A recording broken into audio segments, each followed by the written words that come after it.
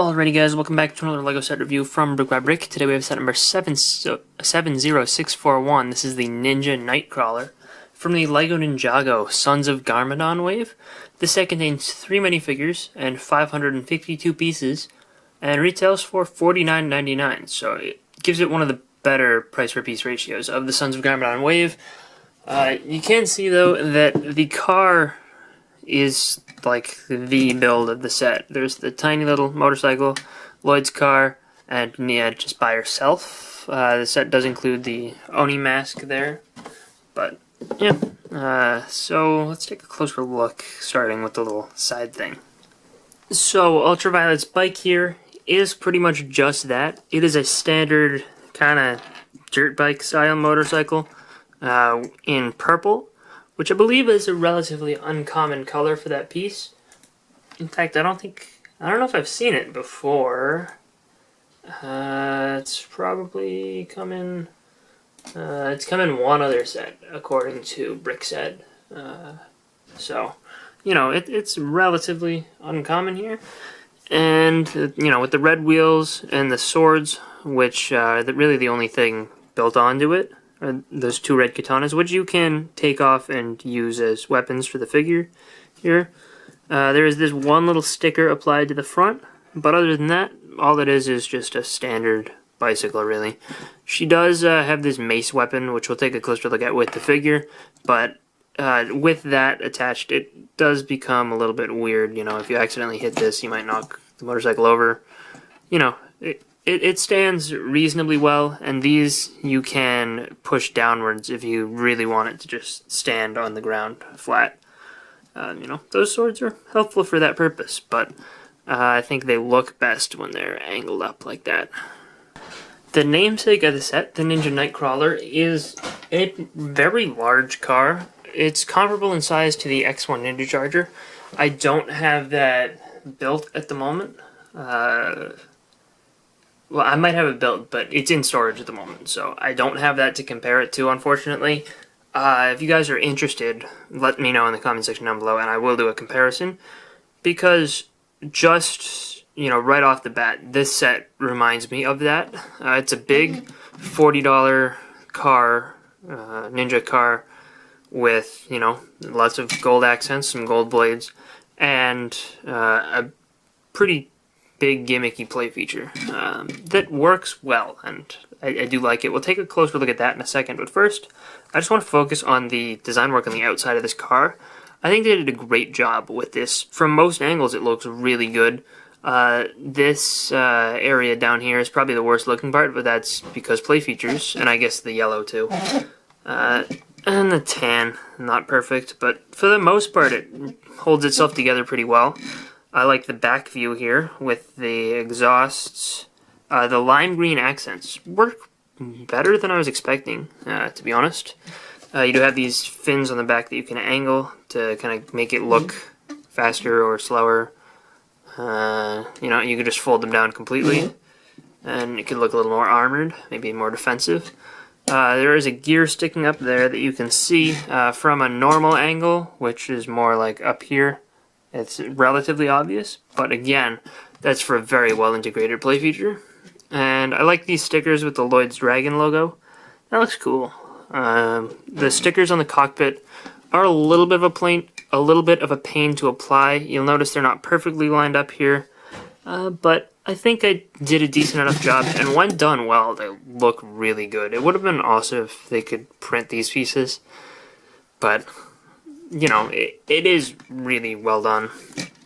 Also, the lines here are done with stickers, but that works well for me, I think. I also really like, just in terms of building techniques, how this front is done, like the face of the car. My favorite part is the fact that the arc of the back of this sword pretty much lines up perfectly, so it's like concentric with the arc formed by this. I don't know, that's my favorite little part usage there. This up here on the front is pretty good as well, though. From some angles, though, up more top view, it doesn't look as great.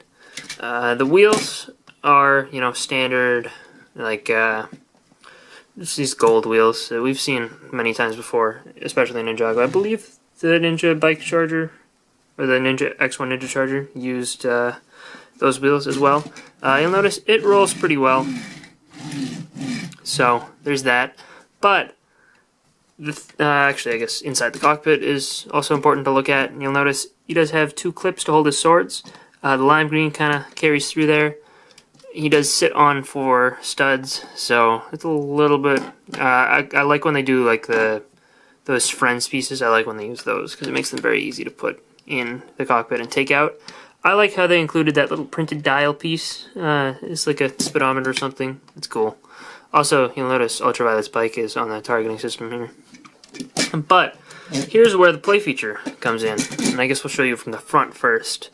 This right here, you're going to want to press down on this printed tile, which is the same as used in the Lloyd Spinjitzu sets for both of the spinners, so in Sons of Garmadon Headquarters, as well as just Lloyd Spinjitzu Master. Push that down, and it goes into attack pose. You'll notice these blades move up and kind of cover the side of his cockpit, so that's kind of defensive, and he has the attack back here as well. That motion is really nice, and I don't know, I've watched reviews for this, so, you know, I'd seen it, but building it, this went together really nicely. I enjoyed building this feature, and yeah, I mean, it's way better feeling than I was expecting it to. But that's not all. You can just take these stud shooters and rotate them back here, and you know, that would just shoot off like normal. But you're supposed to push this down and then drive the car forward, and it shoots off studs. And here, we will go right here and just drive forward, and it shoots all those studs off really rapidly. Very nice motion. I don't know, I really like the way that works. It is a pain to refine all those studs. Also, one other thing I didn't mention, there are stickers here. I did screw up on one of them, but luckily, the very top part, which is where I screwed up a tiny bit, you can't really even notice it on camera. I guess you kind of can. It's covered by this. I just wanted to mention that real quick. But yes, I think that this car has a really nice play feature. It's integrated really well, and I don't know, it just works perfectly. Also, they include an extra set of studs, so if you lose the other ones. So if you don't like stud shooters, you might not like this play feature, but I don't know, I think it's well done, and I enjoy it. I enjoy that it's there, even if I don't use it all the time. 10 of 12 studs were relocated with ease. First up for figures is Ultraviolet, and she comes with the Oni Mask of Hatred, which is just on a regular helmet, and you can just flip it up like that. So, you know, it's cool. It's the collectible thing for this season, the 3 Oni masks. You can remove that, and you'll see her face print underneath, which is cool. It's the same that appears in the Sons of Garmadon Headquarters set. And she has this armor piece and torso that is exclusive to this set, where it shows her, you know, using the Oni mask. That's why I had the Oni mask on and not her hair. And the torso print on here is good. It is an exclusive design. I like the Garmadon logo on the back. Also, the back of the armor piece does have 2 studs. I believe, fairly certain this was introduced for Nexo Knights with the rock monsters. The leg print is the same as Ultraviolet from Sons of Garmadon Headquarters. But, you know, overall I think that this figure is pretty well done. The other thing you can do, if you don't want to display her with the mask, you can remove one of the pieces from the mask and just put it like that. That is her hair. In the other set, it is done with a stud as well, but, you know, they don't include one of these black hollow studs in this set, I don't think. Actually, I think they do. So, yes, I think you do get an extra in the set, so you could do it the same way. But it does look just as decent. It's just not as sturdy if you do it with the with just the hairpiece. Since it is made of rubber, her mace is kind of cool. It's on a hammer and a chain, and then you have 5 of these pyramid pieces in trans pink, which this is the first time I've seen them in this color, unless they were used in like Friends or something, but I don't think so. So kind of a cool design there. And the 2 ninja appearing here are Lloyd and Nia. For weapons, Lloyd has 2 of these Ninjago movie swords. Neither of them have a tassel attached to them. And Nia has this cool little brick-built spear, as well as these swords on the back here. And these figures do have some good prints. I like the printing on Lloyd all the way around, with the little diamond design.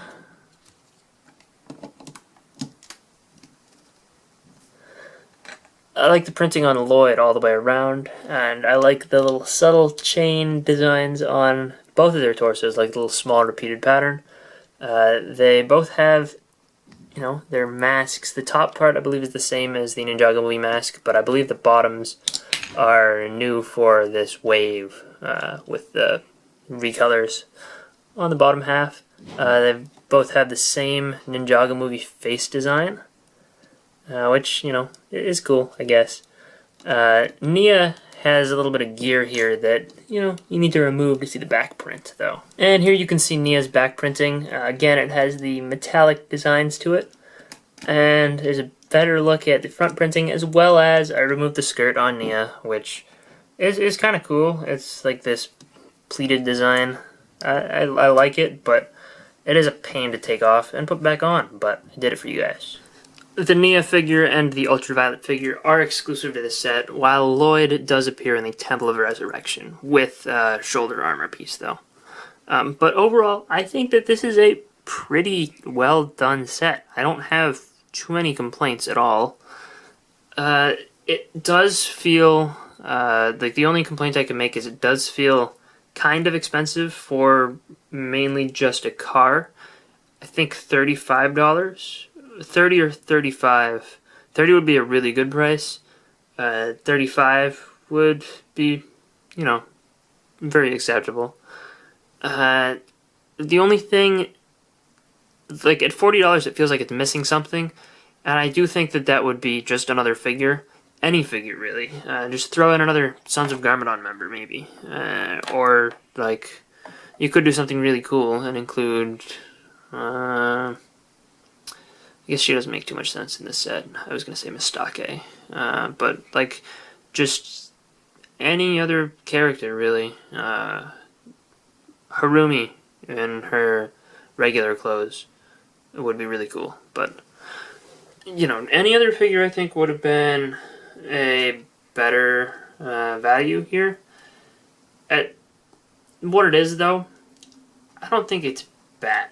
I would call this a good set. I'd give it like a 7 out of 10 because the vehicle is really cool. The figures that are here are all good. It just feels a tiny bit pricey for what you get. Anyway, I hope you guys enjoyed this review. If you did, let me know in the comment section down below, and I will see you guys all next time. Bye, everyone.